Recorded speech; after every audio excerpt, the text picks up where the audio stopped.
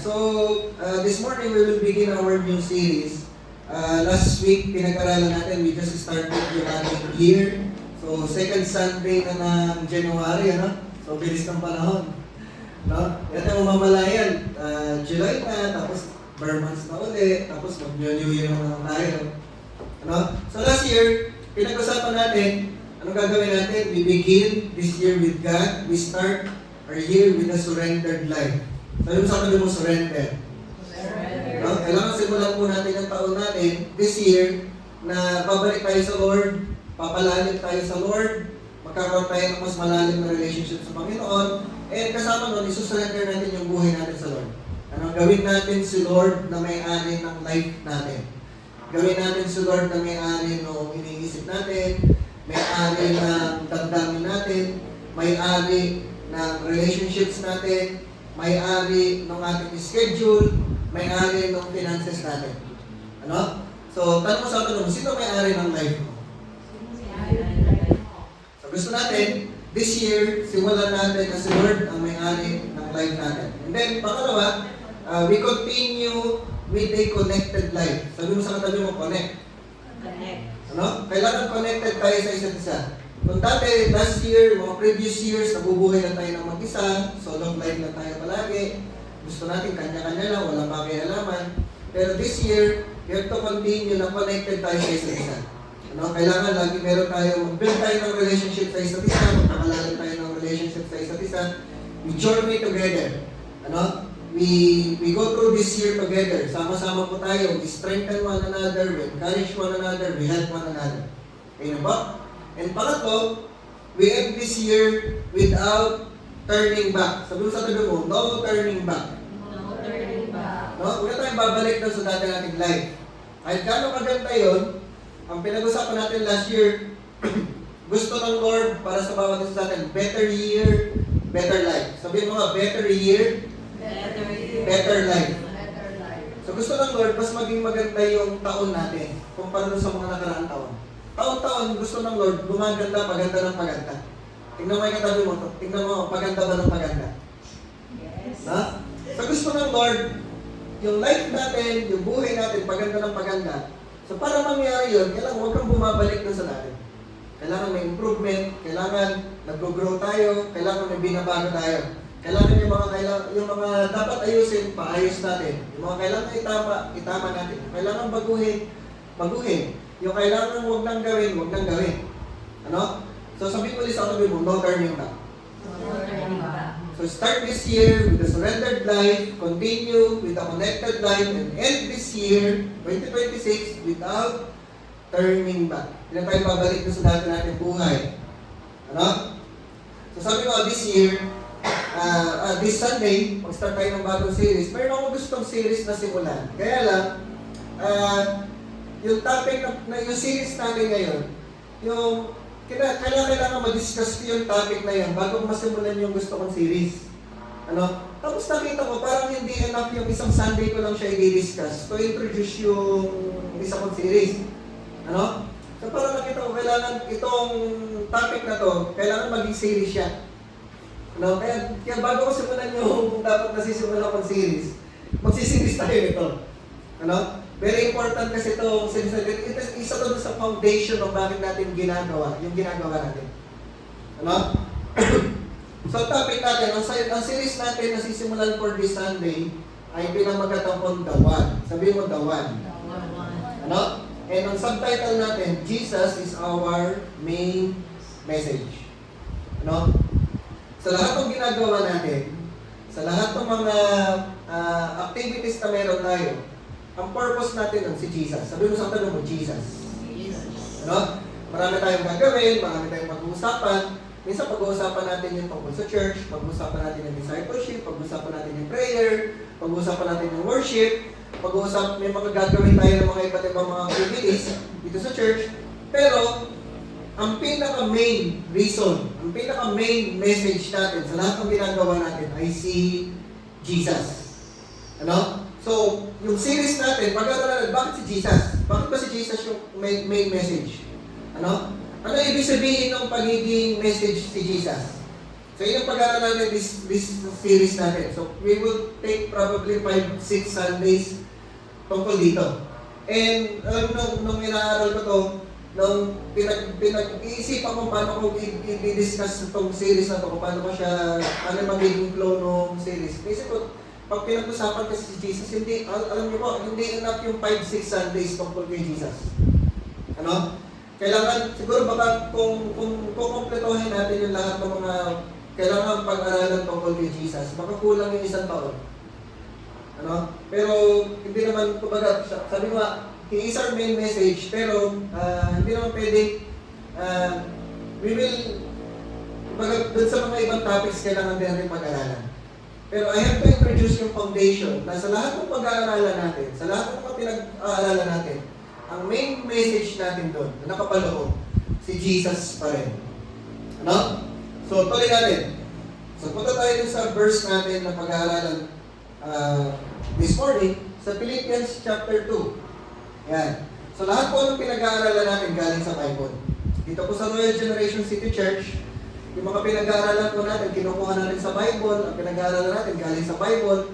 Kasi po gusto natin, yung life natin, namumuhay tayo according sa sinasabi ng Bible. Ano?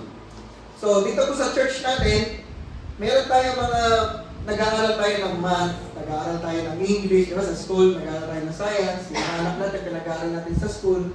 Pero, dito po sa church, ang pinaka-importante pinag-aaralan natin, Bible.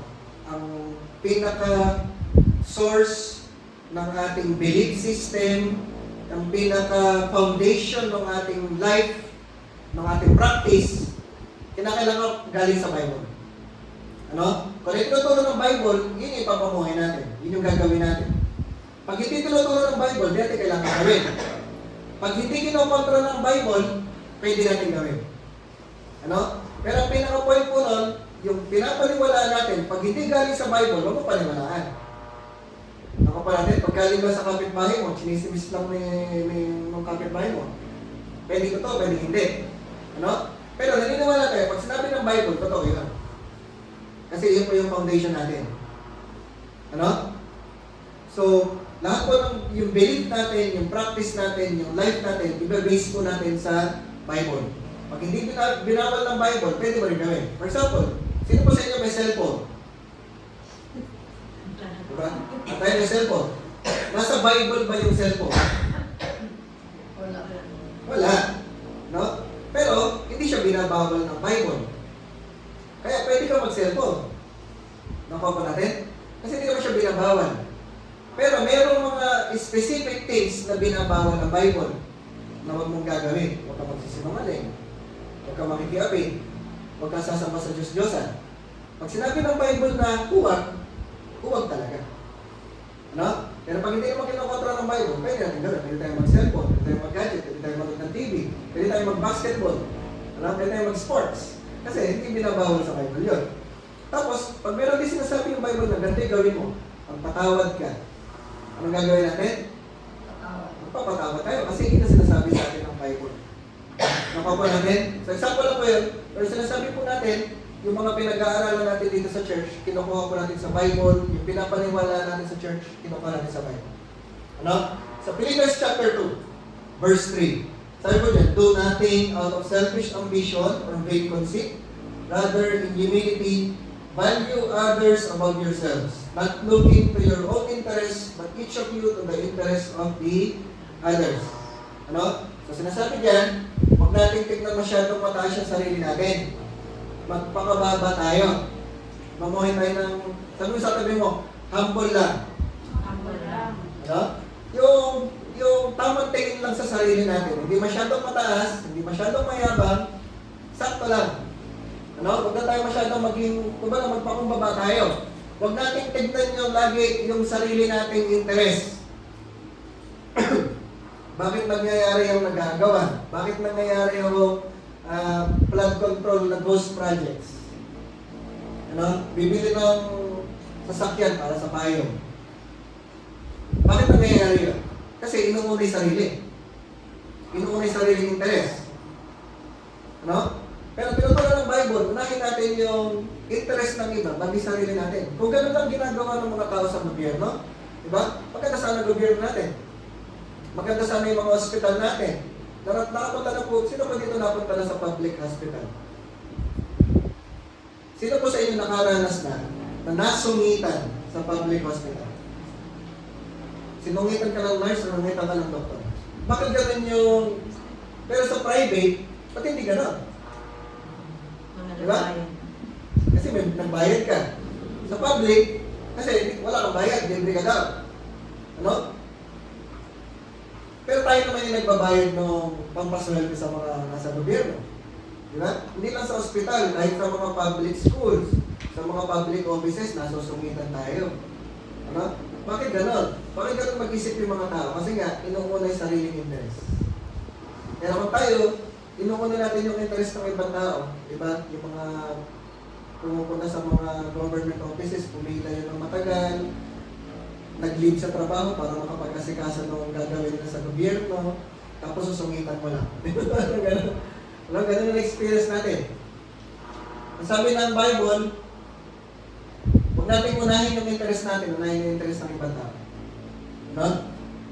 Tapos sabi dyan, in your relationships with one another, have the same mindset as Christ Jesus. Sabi mo, mindset lang, mindset. Kung ano ba yung mindset ni Jesus, maging ganun yung mindset natin. Ano ba yung mindset ni Jesus? Ano? So, pumapasok na tayo, pinag-aaral natin si Jesus. Diba? Topic natin, the one, Jesus is our main message. So, papasok na tayo tungkol kay Jesus. Sabi niya,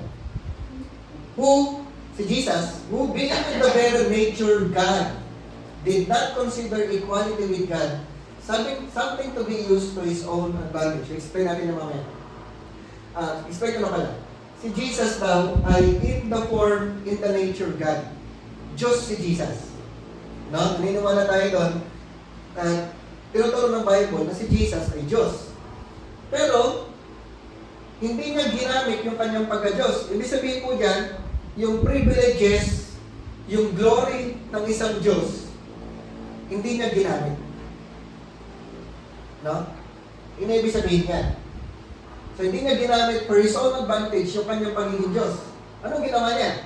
Sabi niya, rather, He made Himself nothing by taking the very nature of a servant, being made in human likeness. Diyos siya, nandun siya sa langit, nakaupo siya doon, nasusunod siya, hari siya. Pero ang ginawa niya, bumaba siya sa lupa, nagkatawang tao siya, kinuha niya yung forma ng isang servant. Ano? Explain natin na mamaya. Tuloy na verse. And being found in appearance as a man, He humbled Himself by becoming obedient to death, even death on a cross. Sabi mo ulit, humble lang tayo. Si Jesus, nag-humble siya.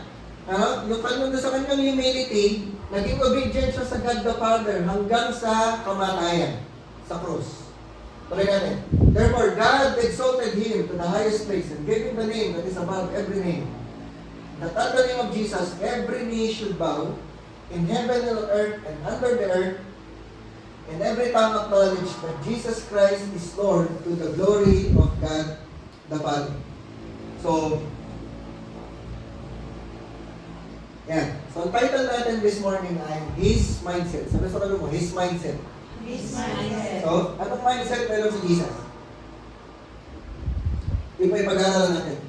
Anong klase yung mindset? Anong klase yung iniisip ni Jesus nung bumaba siya sa earth? Nung nagkatawang tao siya? Anong mindset meron siya? Ano?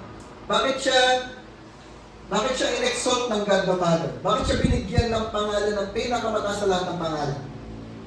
Ano? Kasi meron siyang mindset. Ang gusto ni God, tinuturo sa atin ng Philippians chapter 2, itong Bible, tinuturo sa atin na kung ano yung mindset ni Jesus, maging ganun din yung mindset natin. Ano? So, anong klaseng mindset meron si Jesus? Kailangan po, makita natin yung mindset na meron si Jesus, yung attitude na meron si Jesus, yung example na ginawa ni Jesus nung nasa earth siya, yun po yung gagayahin natin. Ano? Si Jesus, ang pinakita niya, selflessness. Sabi mo, selflessness. Selflessness. Ibig sabihin yung selflessness, hindi niya inuuna yung sarili niya. Inuna niya yung ibang tao. Kung inuna niya yung sarili niya, hindi siya mamamatay sa cross. Hindi niya kailangan mamamatay sa cross. Kasi nga Diyos siya. Ano? Kung Kung inuna niya yung sarili niya, ang gagawin lang niya sa atin, pipitikin niya yung daliri niya, mamawalan tayo lahat, gagawa na siya ng bagong mga creation na, magbabait na. Pwede niyang gawin yun. Pero hindi ganun yung ginawa niya. Ang ginawa niya, bumaba siya sa earth.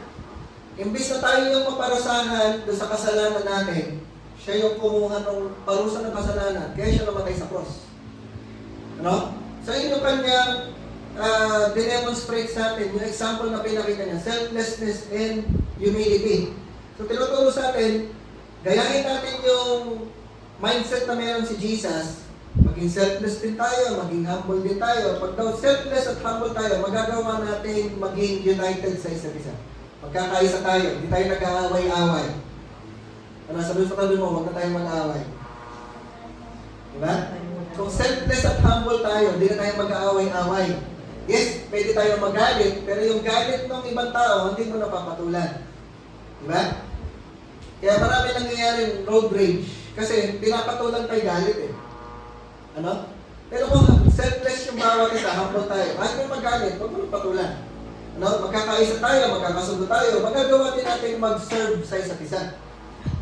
Kasi nga, hindi mo iniisip yung sarili mo, hindi ka na masyadong mataas yung tingin mo sa sarili mo, magagawa mo mag-serve sa ibang tao. Kahit mas mababa sa'yo, magagawa mo paglingkuran. Kasi nga, selfless at humble lang tayo.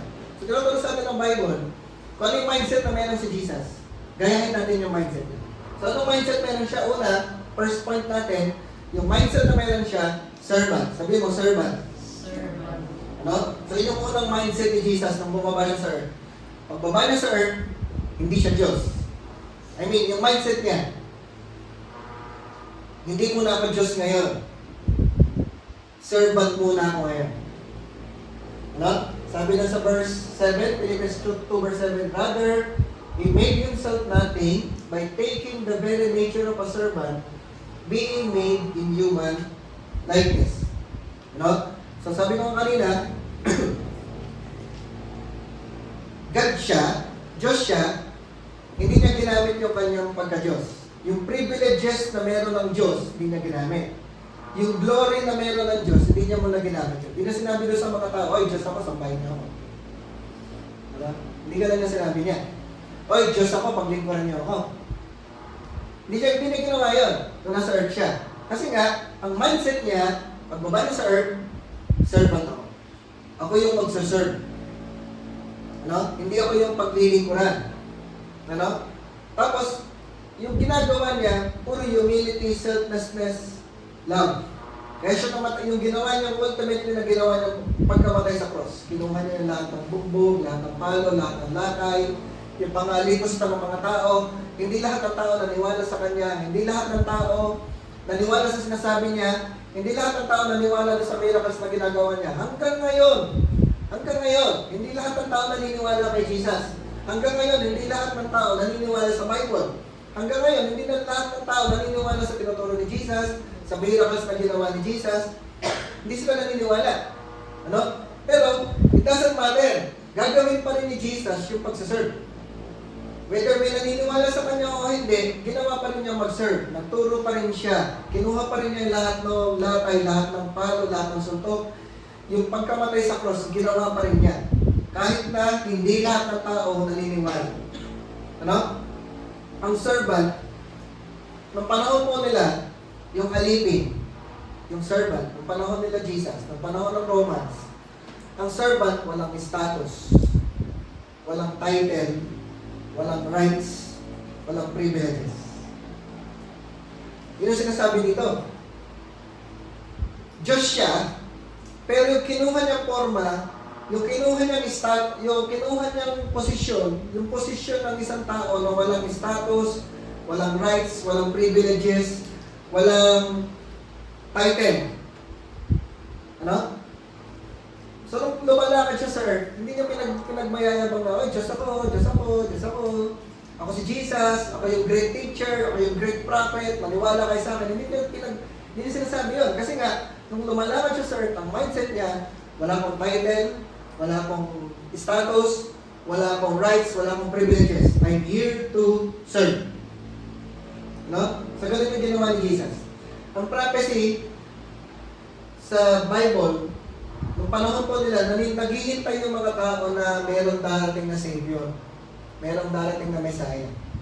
At sa Isaiah po, sa book of Isaiah, sa chapter 42 verse 1, pinrophesy doon na yung darating na Messiah is a servant. Ano? At ibig sabihin, nung bumaba dito sa earth, si Jesus, tinutupad niya yung prophecy tungkol dun sa Messiah. Na yung Messiah ay magiging servant. So siya yung nagkatawang tao. So, hindi niya ginamit yung kanyang pagiging Diyos. Pero, nung nasa earth siya, sabay, he is fully human and fully God. Ano? Diyos siya, tao din siya. May mga nagtuturo na si Jesus tao lang. Ano? May mga nagtuturo na si Jesus Diyos lang. Pero tayo, naniniwala tayo, si Jesus pareho. Parehong tao, parehong Diyos. No? Hindi nawala yung pagiging Diyos niya. Hindi lang niya ginamit. Nakuha po natin? No? Hindi nawala yung kanyang pagiging Diyos, hindi lang niya ginagamit. So, sabi po dyan, Jesus served selflessly and prioritized others above himself. No? Nag-serve siya selflessly, inuna niya yung ibang tao bago sarili niya. Kaya siya namatay sa cross. Kasi, inalay niya yung kanyang buhay para sa atin. Selfless. Sabi sa kanila, selfless. Inalay niya yung buhay niya para maligtas tayo. Para mapunta tayo sa langit. Para magkaroon tayo ng tamang relationship sa Diyos. Para mapatawad yung mga kasalanan natin. Tayo yung gumawa ng kasalanan, tayo yung dapat pumunta sa impyerno, pero dahil si Jesus nag-serve selflessly, kinuha niya yung parusa sa krus para mapatawad yung kasalanan natin. Para hindi tayo mapunta sa impyerno. Ano? Inuna niya tayo bago yung sarili niya. So, ganun po yung ginawa ni Jesus. He came to serve, not to be served. Kasi kung bumaba siya sa earth para paglingkuran, hindi niya kailangan mamatay sa cross. Kaya lang, pag hindi siya namatay sa cross, hindi tayo masasave. Pag hindi siya namatay sa cross, hindi mapapatawad yung kasalanan natin. Pag hindi siya namatay sa cross, hindi tayo magkakaroon ng tamang relationship kay God. Pag hindi siya namatay sa cross, hindi tayo makakapasok sa langit. Nakuha po natin?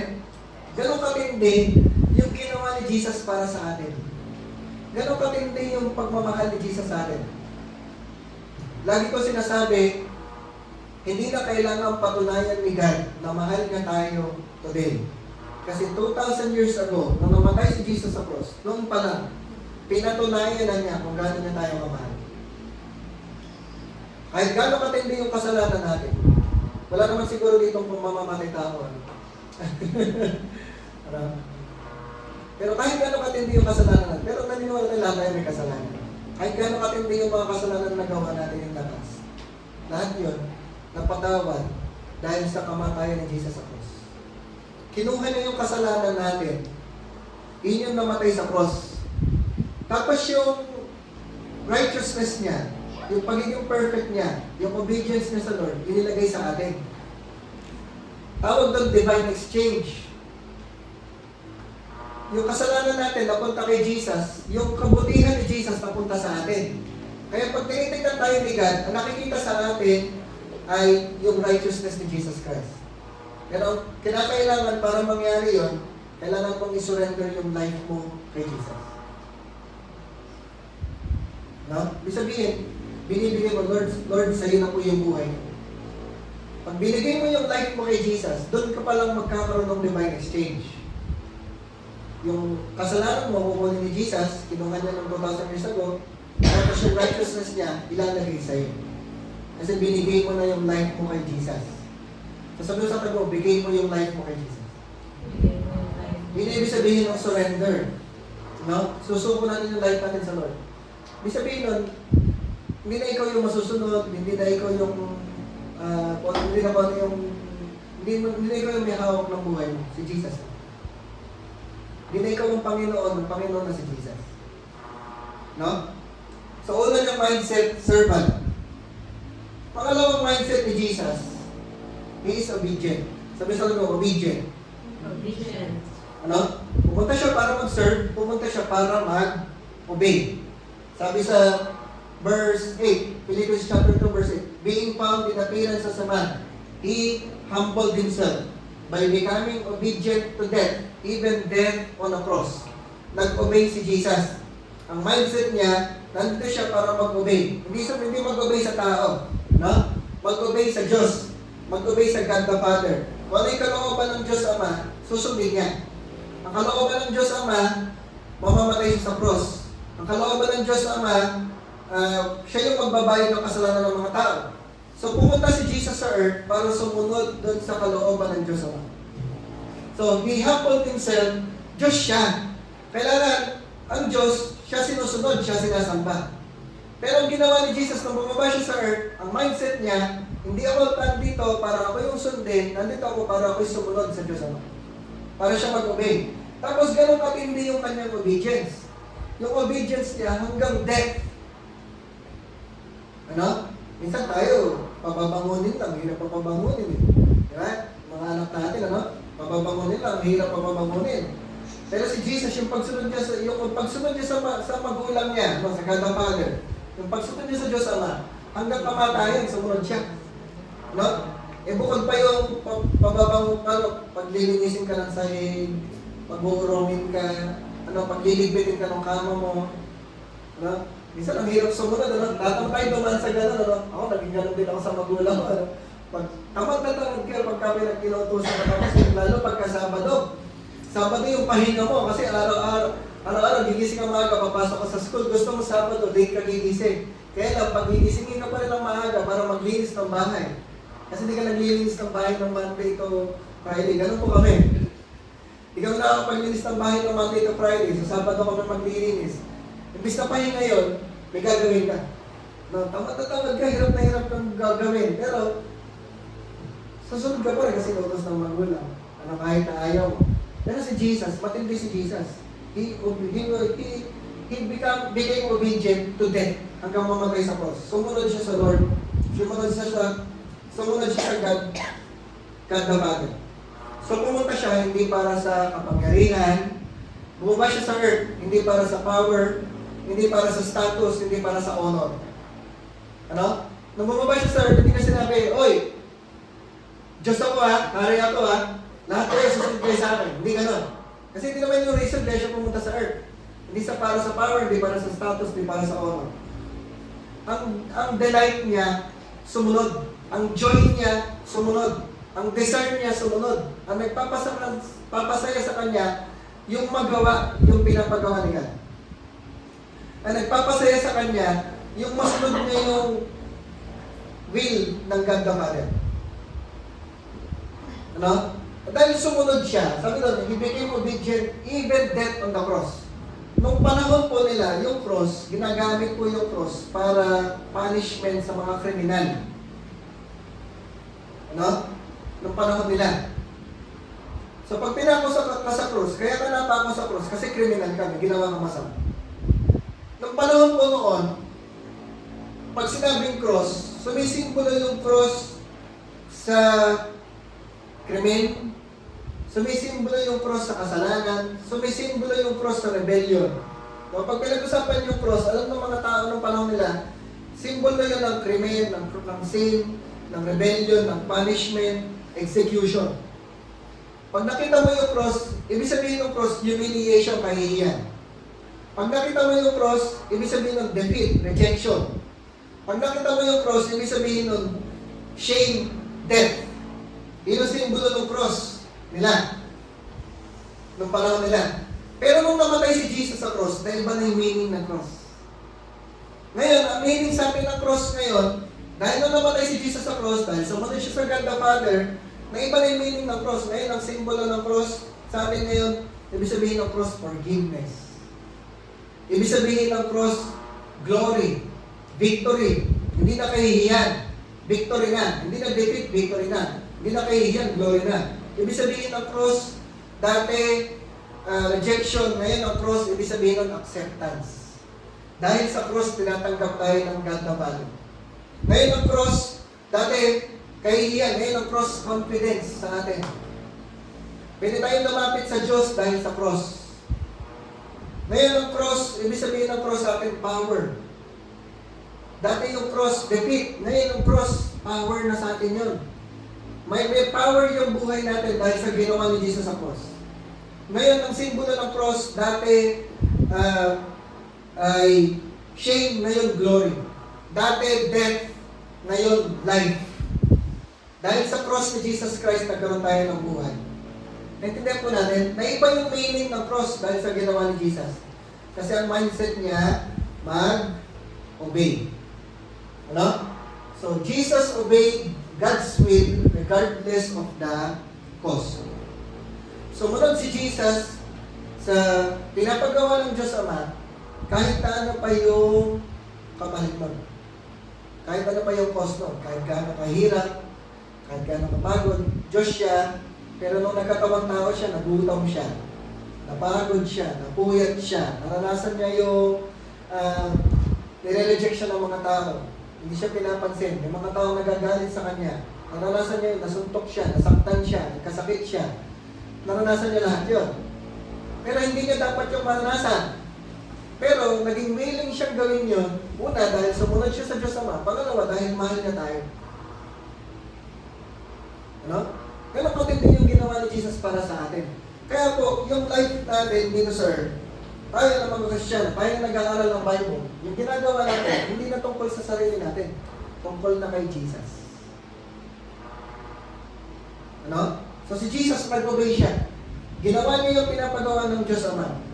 Kahit ano pa yung kapalit, kahit gano'ng kahirap. At yung example na yun na ginawa ni Jesus, gusto ng Panginoon, gayahin din natin. Hindi naman ibig sabihin ng papapawa ka rin sa krus. Ano? Ano? Hindi natin kailangan magpapako sa krus ng tuwing mahal na araw. Hindi yun. Ang sinasabi lang sa atin sinasabi sa atin ng Bible ngayon, kung ano yung pinapagawa sa iyo ng Lord, gawin mo. Kahit mahirap. Ano example naman? Patawad ka kahit mahirap magpatawad. No? Maglikod tayo sa Diyos. Gamitin natin yung linggo, i-dedicate natin sa Lord. Yung linggo, huwag kang mag-i-schedule ng ibang schedule pag linggo. Ng outing. Ano? Gawin mo yan para sa Lord. Yung linggo, pupunta ka sa simbahan, pupunta ka sa church. Kasi nag-obey tayo sa Lord. Ginagawa natin yung gusto ng Panginoon. No? Hindi kailangan kasi gusto natin, ay gano'ng kahirap, gagawin natin para sa Diyos. Kasi ginagaya natin ang example ni Jesus. No? Nag-serve siya, nag-obey siya, glorify niya si God. Niluwalhati niya yung Diyos Ama. So dahil ginawa ni Jesus yun, sabi sa verse 9, therefore, no, di ba, sa mga estudyante, no?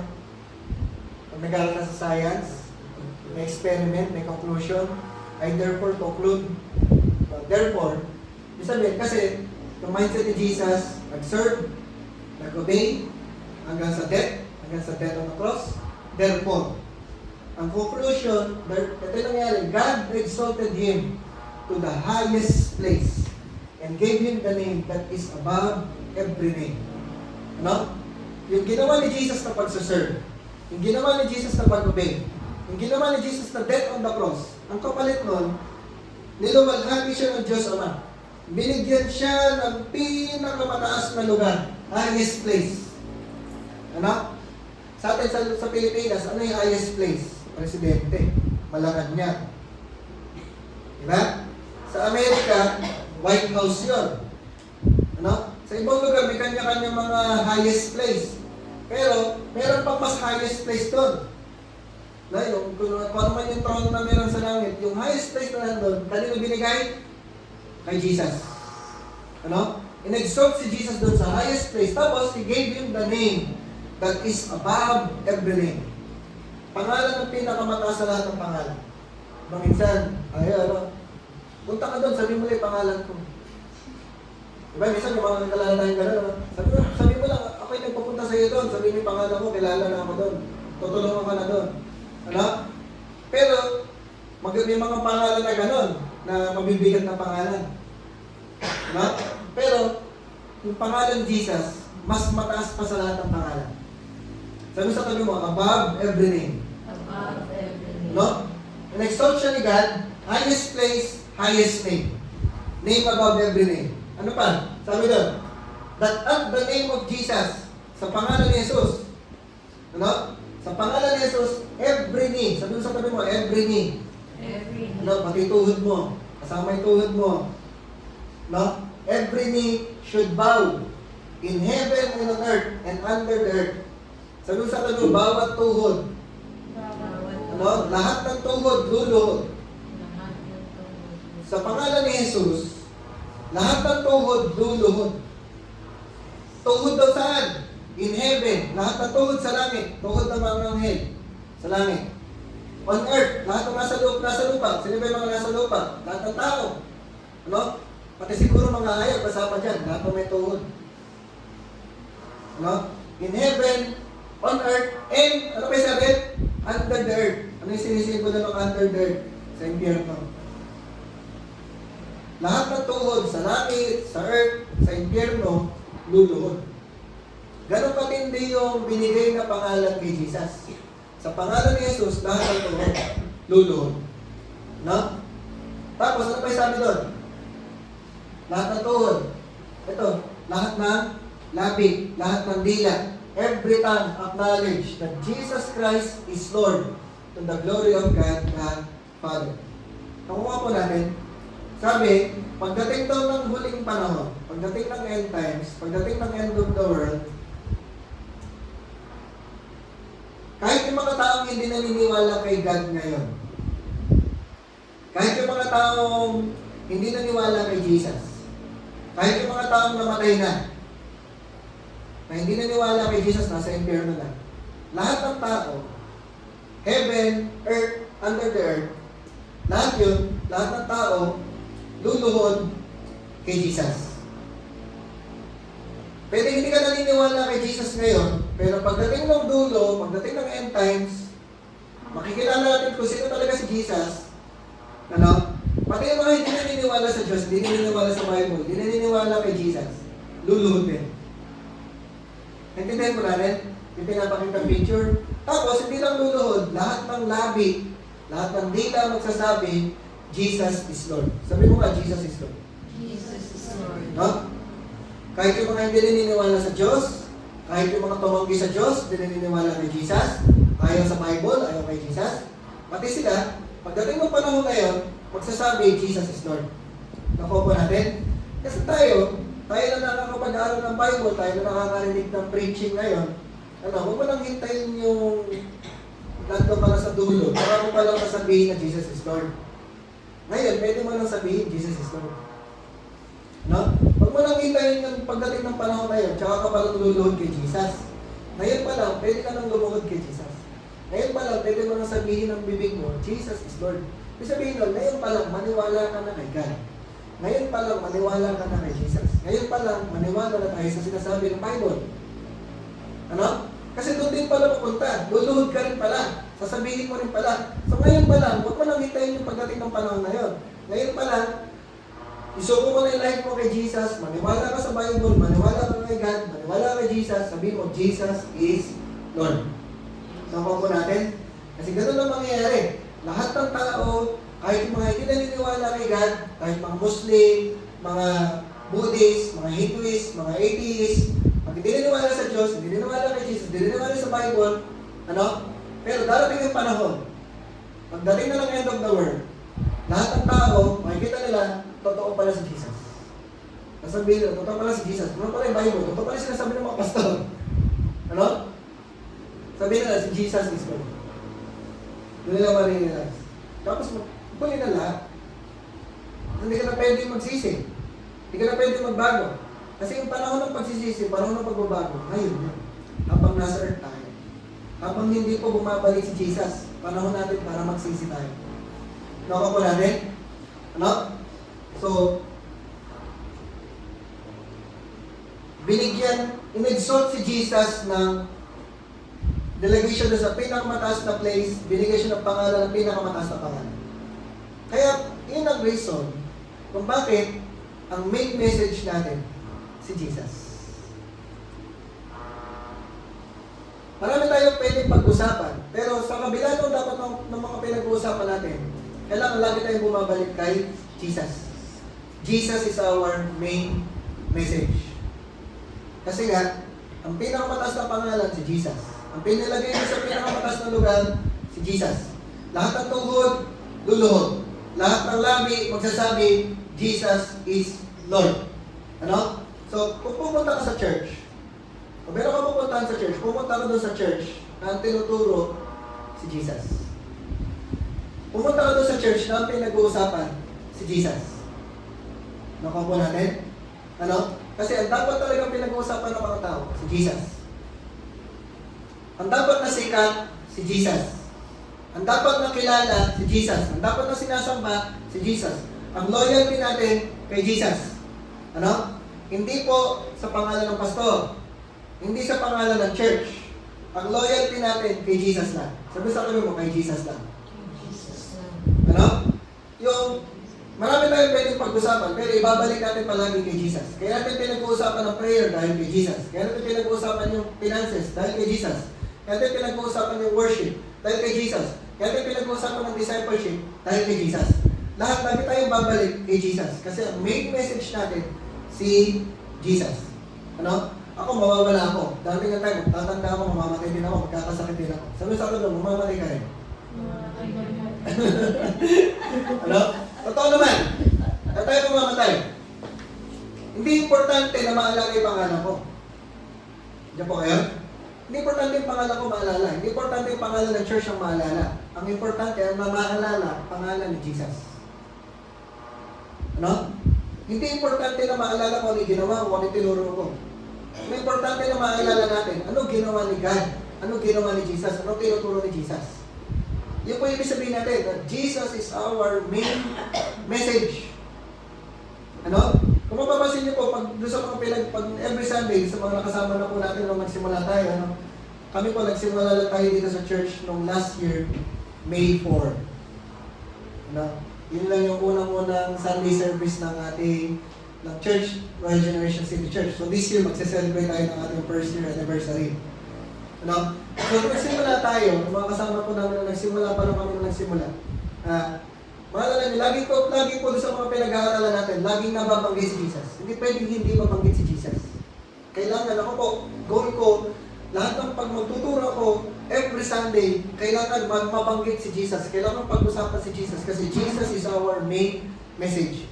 Maraming topics na importante, pero pinaka-importanting topic, si Jesus. Kasi si Jesus, yung nilagay sa highest place, si Jesus lang ang namatay sa cross. Ano? Lagi kong sinasabi sa inyo, yung magulang ninyo, mahal kayo ng magulang ninyo. Pero hindi namatay sa cross yung inyong magulang para sa inyo. Si Jesus lang yun. Importante maging loyal tayo sa family. Importante maging loyal tayo sa magulang natin. Pero, mas mataas na loyalty dapat ibigay natin kay Jesus. Kasi si Jesus lang yun namatay sa cross para sa atin. Wala nang ibang taong pwedeng gumawa nun at gagawa nun para sa atin. Nakuha po natin? Kahit totoo mahal tayo ng magulang natin, kahit gano'n tayo kamahal ng magulang natin, hindi pa rin siya namatay sa cross. Ang tanging namatay sa cross para sa atin, si Jesus. Ano? Kaya po yung loyalty natin kay Jesus, ang bukang bibig natin si Jesus. Pag nagsama-sama tayo, pag-uusapan natin si Jesus lang din. No? Huwag yung ibang tao. No? Although syempre minsan talaga napapag-usapan natin yung ibang tao. Pero dapat po si Jesus. Lagay yung ibalik kay Jesus. Si Jesus lang yung namatay sa cross. Si Jesus lang yung ilagay sa highest place. Lahat ng tuhod, luluhod kay Jesus. Hindi kay Buddha. Hindi kay Muhammad. Ano? Lalong hindi ka Satanas. Lahat ng tuhod, luluhod kay Jesus. Lahat ng labi magsasabi, Jesus is Lord. Hindi Diyos si Muhammad, hindi si Buddha, hindi kung sino man, hindi si Satanas, hindi ang Diablo, si Jesus ang Lord. Ang pupurihin sa bandang dulo, ang pupurihin ang dulo walatiin, si Jesus. Ano? Marami pa tayong pag-aaralan. Sabi ko sa inyo, hindi enough yung isang taon na pag-aaralan tungkol kay Jesus. Tuloy natin. So, mindset ni Jesus, He is a servant, He is obedient. Yun ang mindset niya na pumunta siya sa earth. Kaya siya nilawalhati ng Diyos. So, pangwaling verse natin, sa John chapter 20, verse 27, verse 20 hanggang 28. Namatay na si Jesus. Tapos, nung nabuhay siya na maguli, na-resurrect siya, natin sa Bible, kinukwento sa atin, nabuhay si Jesus. Sabi sa talo, buhay si Jesus. Tapos, nagpakita siya sa mga disciples niya, kila Peter, kila John. Nakita siya. Kaso may absent. Nung nagpakita si Jesus, may absent. Sino yung absent? Si Thomas. Pero sabi mo sa tabi, huwag kang absent. Ano? Kasi nagpakita si Jesus, absent si Thomas. Sabi ni Thomas, hindi ako naniniwala na buhay si Jesus. Ano pa sabi ni Thomas? Sabi niya, hanggat hindi ko na ipapasok yung daliri ko sa putas ng kanyang kamay, hindi ako maniniwala. Anong katindi, ano? Yung mga kasama niya, si Peter, si John, sila Matthew, mga kasama niya, sinasabi na, oh, totoo si Jesus, nakita namin. Hindi ka pa naniwala. Di ba parang, minsan gano'n tayo na, sinasabi na ng kaibigan mo. Sinasabi na ng kasama mo, sa matagal mo ng kasamahan, ayaw mo pang maniwala. Ano? Kaya, sabi niya, maniniwala lang ako pag pinasok ko yung daliri ko sa butas ng kanyang kamay, pag pinasok ko yung kamay ko sa tagiliran niya, doon lang ako maniniwala. Nagpakita ulit si Jesus. Present na si Thomas. Ano? Present na si Thomas. Sabi niya, then he said to Thomas, nakita na niya. Sabi ni Jesus kay Thomas, put your finger here. See my hands. Reach out your hand and put it into my side. Ano? Stop doubting and believe. Sabi sa tabi mo, believe. Ano? Nag-doubt si Thomas eh. Katawag sa kanya, doubting Thomas. Ano? Sinasabi na ng mga kasamahan niya, di pa siya naniwala. Kaya minsan dapat, pag sinasabi na ng kasamahan mo, na alam mo naman totoo, alam mo naman hindi nagsisinungaling, maniwala na tayo, di ba?